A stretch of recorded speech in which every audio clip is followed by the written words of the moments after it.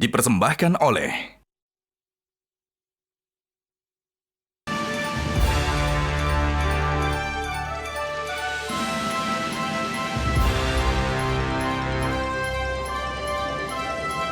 Terima kasih pemirsa, Anda kembali menyaksikan live event sidang tahunan MPR RI dan sidang bersama DPR DPD RI. Langsung saja kembali kita berdialog. Tadi Mas Kurnia sudah menyampaikan berbagai capaian dan juga berbagai koreksi dan juga evaluasi yang sudah dilakukan oleh pemerintah, terutama dalam 1 tahun terakhir. Pak Jai, menarik yang tadi Mas Kurnia sampaikan terkait dengan bergotong royong. Bagaimana penilaian Anda dalam 1 tahun terakhir ini? Iya, saya kira memang itu kan salah satu prinsip dasar kehidupan masyarakat Indonesia ya, gotong royong. Nah cuma memang seringkali kita menafsirkan gotong royong itu beda-beda. Menurut saya gotong royong itu bukan berarti satu suara ya semua hal. Kenapa? Kalau satu suara semua hal itu tindakan-tindakan kita bisa jadi nggak ada yang memperbaiki kalau ada yang salah. Karena itu dalam gotong royong itu ada yang kritis, ada yang menjalankan kegiatan, ada yang tukang teriak-teriak gitu kan. Nah semua itu harus dihargai sebagai bagian dari gotong royong itu sendiri. Jangan ada pihak yang merasa dia lebih nasionalis daripada yang lain. Kalau ada kritik kepada pemerintah misalnya, itu bukan bagian dari tidak mau gotong royong, justru bagian dari mau gotong royong itu. Jadi menurut saya pertama-tama kalau pemerintah, Pak Presiden dikritik oleh masyarakat, oleh para pengamat, oleh NGO, oleh oleh perguruan tinggi, oleh para periset ya. Yang ngeritik itu pertama lihat substansinya. Ya. Seperti kata Mas Kurnia tadi kan, substansinya diambil gitu. Jangan langsung melihat gaya dia mengkritik, kemudian latar belakang orangnya apa gitu. Tapi lihat dulu substansinya ya. Kata pepatah bahasa Arab, unzur ma kola wala tanzur man kola gitu. Lihatlah apa yang dikatakan, jangan langsung lihat dulu siapa yang mengatakan. Substansinya ada apa enggak gitu. Jadi dengan demikian maka prinsip gotong royong kita akan akan produktif gitu, tidak saling menyalahkan. Tentu saja ada yang nakal kan, ada yang mau menang sendiri, ada yang mau mencari keuntungan sendiri. Itu di mana-mana ada, pasti ada. Tapi kalau misalnya keadaan kita misalnya secara ekonomi baik-baik saja, keadaan kita secara hukum baik-baik saja, orang yang ngeritik yang mencari keuntungan itu kan nggak akan laku juga. Nah, jadi saya kira kalau ada orang ngeritik dari bidang hukum, di bidang ekonomi, fokus pemerintah di itunya dulu, dikritiknya dulu, isinya dulu. Ya, jangan ke orangnya atau latar belakang orangnya atau motif orangnya gitu. Karena pemerintah itu sekarang kan Pak Prabowo, Gerindra dan koalisnya itu kan sekarang sedang memerintah, bukan sedang berkampanye. Kalau berkampanye memang sih, kalau berkampanye salah satu strateginya untuk melawan orang yang beda dengan kita, dilihat latar belakang dia apa, motifnya lalu kita cari segala macam. Tapi kan sekarang sedang dalam pemerintahan, lebih fokus pada substansinya. Itu saya kira yang jadi catatan saya soal gotong royong itu. Gotong royong itu sudah jadi prinsip kita sejak dulu, dan itu diambil dari kebijaksanaan hidup di desa. Salah satu prinsip gotong royong dalam ekonomi itu diformulasikan oleh Bung Hatta menjadi koperasi, gitu kan? Dalam bukunya Demokrasi Kita misalnya itu jelas bahwa gotong royong salah satu prinsip. Tapi gotong royong bukan berarti setiap orang satu suara 100%, nggak gitu. Jadi kalau ada yang oposan boleh, yang mau mengkritik pemerintah boleh, yang mendukung pemerintah juga boleh. Jangan saling menegasikan. Saya kira pesan persatuan seperti itu mestinya atau pastilah biasanya akan disampaikan oleh Pak Presiden di dalam pidato kenegaraan ya. Selain tadi capaian-capaian dalam pidato kenegaraan, kita berharap saya kira akan muncul satu pesan-pesan persatuan, itu pasti harus ya. Yang kedua capaian-capaian seperti disampaikan oleh Mas Kurnia tadi. Tapi yang ketiga saya juga berharap Presiden juga mengadres, mengakui bahwa ada sejumlah masalah, ada sejumlah kekurangan, dan yang paling penting adalah pertama mengakui ada masalah-masalah itu, terima kasih kepada semua yang menunjuk masalah itu. Lalu yang paling penting adalah bagaimana upaya pemerintah untuk memperbaikinya ke depan, bukan hanya soal MBG. Baik. Mas Kurnia, kira-kira selain capaian, apakah Presiden juga akan menyampaikan tantangan yang akan dihadapi ataupun yang sudah dihadapi selama 1 tahun belakangan ini ataupun hampir 2 tahun belakangan ini, Mas? Ya, saya mau masuk sedikit tadi apa yang disampaikan oleh Pak Jayadi ya, soal bagaimana pemerintah melihat pandangan-pandangan masyarakat selama ini.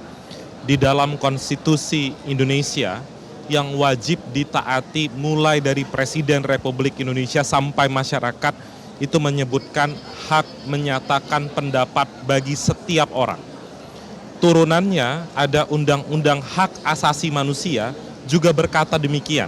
Tadi misalnya saya merujuk aturan yang disampaikan oleh Bang Habib di dalam KUHP baru di bagian penjelasan disebutkan.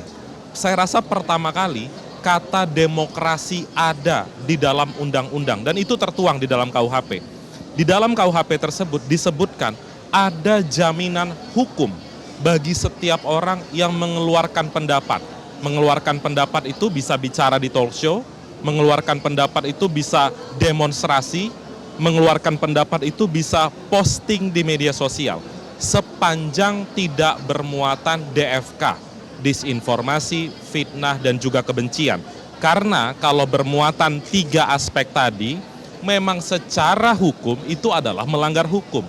Di luar itu, mengkritik pernyataan presiden, mengkritik kebijakan pemerintah, fine, 100% dijamin oleh peraturan perundang-undangan. Bahkan, Mbak Jessica, presiden berulang kali menyampaikan dalam pidatonya bahwa pemerintah harus siap dikritik oleh masyarakat. Karena kritik itu adalah multivitamin, check and balance terhadap kebijakan pemerintah. Mas Kurnia, kita nanti akan lanjutkan, tapi kita akan melihat terlebih dahulu kondisi terkini. Ini di kawasan gedung DPR RI, pemirsa, kita sama-sama melihat ini Presiden Prabowo Subianto. Ini sebentar lagi akan sampai di gedung DPR untuk melakukan sidang tahunan MPR, sidang bersama DPR dan DPD RI. Pemirsa, pada hari ini setidaknya ada 1.200 tamu undangan yang akan hadir. Dan pada hari ini langsung saja sama-sama kita saksikan Presiden Prabowo Subianto sudah memasuki kawasan gedung DPR. Sebagai informasi pemirsa, secara keseluruhan jumlah undangan untuk rangkaian acara ini mencapai hampir dari 1.200 orang. Seluruh mantan presiden dan mantan wakil presiden sudah diundang untuk menghadiri sidang tahunan pada hari ini. Pemirsa, pada hari ini Presiden juga memiliki 8 tamu undangan khusus, ini termasuk pelajar dan penerima manfaat program pemerintah. Selain itu sejumlah pejabat negara dan tamu VIP seperti duta besar, menteri-menteri koordinator serta pimpinan lembaga juga diundang untuk menghadiri agenda kenegaraan pada hari ini. Adapun tema sidang tahunan dan sidang bersama tahun ini adalah Daerah Kuat Indonesia Berdaulat. Pemirsa, sebagai informasi, pada tahun ini sidang tahunan dilaksanakan pada tanggal 14 Agustus, bukan tanggal 16 Agustus. Perubahan tanggal bukan merupakan pemindahan jadwal, tapi ini penyesuaian dengan ketentuan kalau agenda sidang tahunan dilaksanakan pada hari kerja dan tidak jatuh pada hari Sabtu ataupun Minggu. Untuk rangkaian pada sidang tahunan hari ini, pemirsa, nanti akan dimulai pada pukul 8:30 waktu Indonesia Barat dengan menyanyikan lagu Kebangsaan Indonesia Raya. Kemudian nanti akan ada pembukaan sidang tahunan MPR RI dan sidang bersama DPR RI, DPD RI tahun 2026 oleh Ketua MPR RI.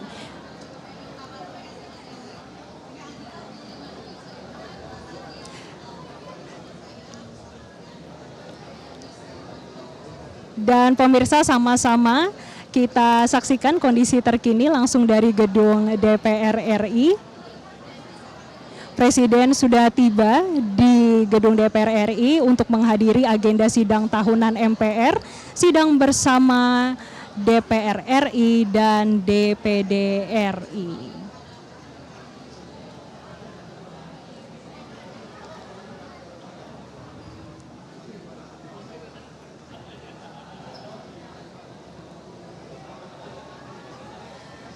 Dan saat ini pemirsa, saat ini Presiden Prabowo Subianto sudah memasuki kawasan gedung DPR RI, langsung didampingi oleh Ketua DPD RI dan juga Ketua MPR RI, dan langsung disambut oleh Wakil Presiden Republik Indonesia Gibran Rakabuming Raka.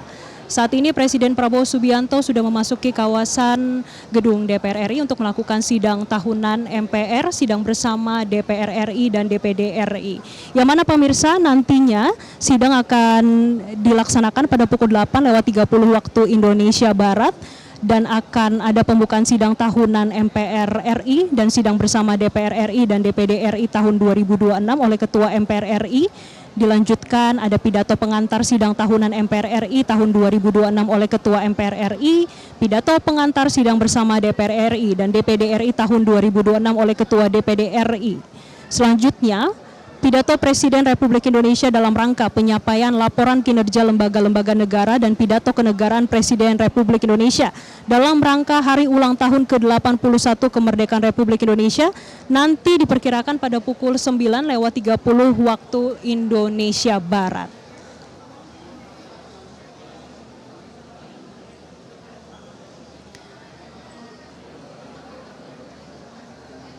Pemirsa, ini adalah kondisi terkini langsung dari gedung DPR RI. Tampak Presiden Prabowo Subianto sudah memasuki atau sedang menuju ruang sidang tahunan MPR dan sidang bersama DPR RI dan DPD RI. Pemirsa, pada pagi hari ini agenda utamanya adalah terkait dengan penyampaian laporan kinerja lembaga-lembaga negara. Secara keseluruhan jumlah undangan untuk rangkaian acara ini sebanyak 1.200 orang, dan kita sama-sama saksikan Ketua DPR RI juga sudah tiba di gedung DPR dan memasuki kawasan gedung untuk melakukan sidang tahunan MPR dan sidang bersama DPR RI dan DPD RI.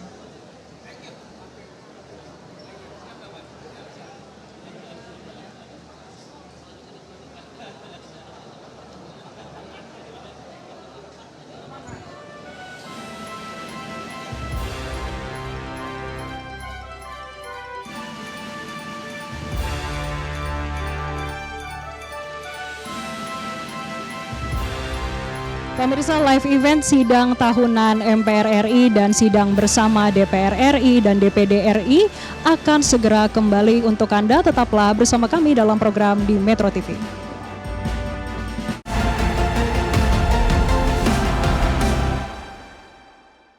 Dipersembahkan oleh